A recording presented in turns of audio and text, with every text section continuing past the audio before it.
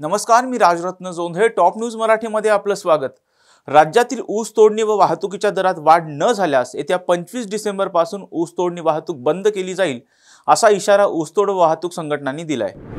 ऊस तोडणाऱ्या कामगारांच्या प्रतिनिधींची आणि साखर संघाच्या प्रतिनिधींची एक बैठक झालेली आहे. त्या बैठकीमध्ये असं ठरलेलं आहे की 25 तारखेपर्यंत जर याच्यात सन्मानजनक तोडगा निघाला नाही तर 25 डिसेंबर पासून महाराष्ट्रातली सगळी साखर कारखाने बंद करण्याचा निर्णय झालेला आहे. गेली अनेक वर्ष झाला आम्ही दर 3 वर्षांत जो करार करतो त्याच्यामध्ये आमची भूमिका अशी असते की ऊस तोडणाऱ्या कामांना किमान समान वेतन दिलं गेलं पाहिजे. इतर राज्यामध्ये ऊस तोडणाऱ्या लोकांना जी मजुरी मिळते ती तरी दिली गेली पाहिजे.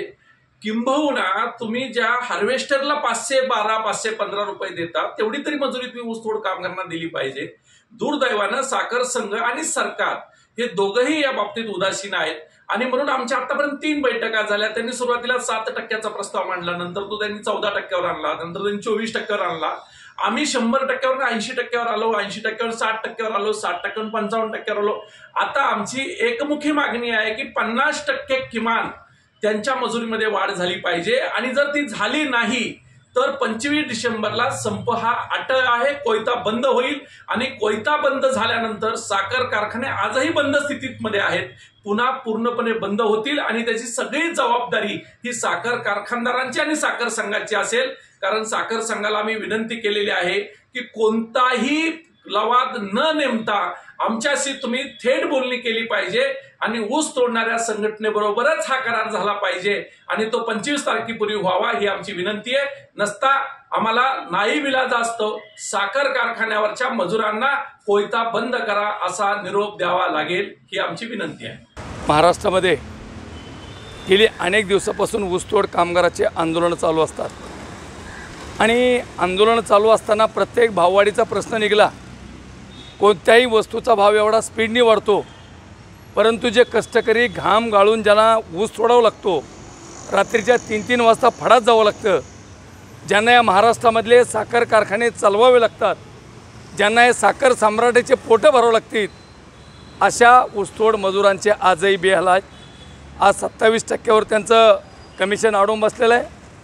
50% हे भाववाढीचा दर मिळाला पाहिजे अशा पद्धतीची भूमिका सर्व महाराष्ट्रातल्या ऊसतोड कामगारांनी ऊसतोड मुकदमाने घेतलेली आहे आणि आमच्या संघटनेने सुद्धा घेतलेली आहे. या महाराष्ट्रामध्ये 25 तारखेपर्यंत हा निर्णय नाही झाला तर महाराष्ट्रातले सगळे कारखाने बंद करण्याचं आव्हान सगळ्या मुकदम, सगळ्या ऊसतोड कामगारांच्या संघटना आणि आम्ही जय भगवान महासंघाच्या माध्यमातून घेतलेला आहे. या पद्धतीने हा निर्णय न झाल्यास 100% आम्ही रस्त्यावरची लढाई लढू आणि लढाई जर लढायची असेल तर ही लढायची कुणी शिकवली तर या साखर सम्राटाच्या मालकांनी आम्हाला ही लढायची शिकवलेली आहे.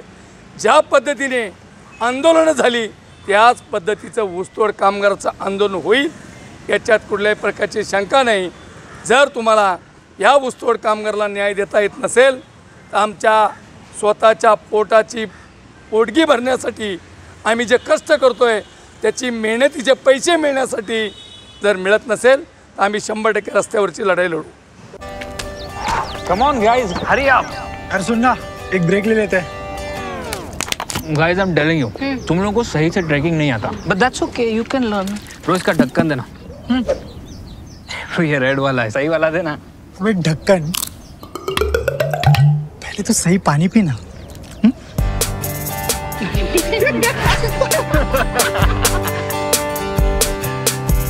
Manikchand Oxyrich, proudly Indian.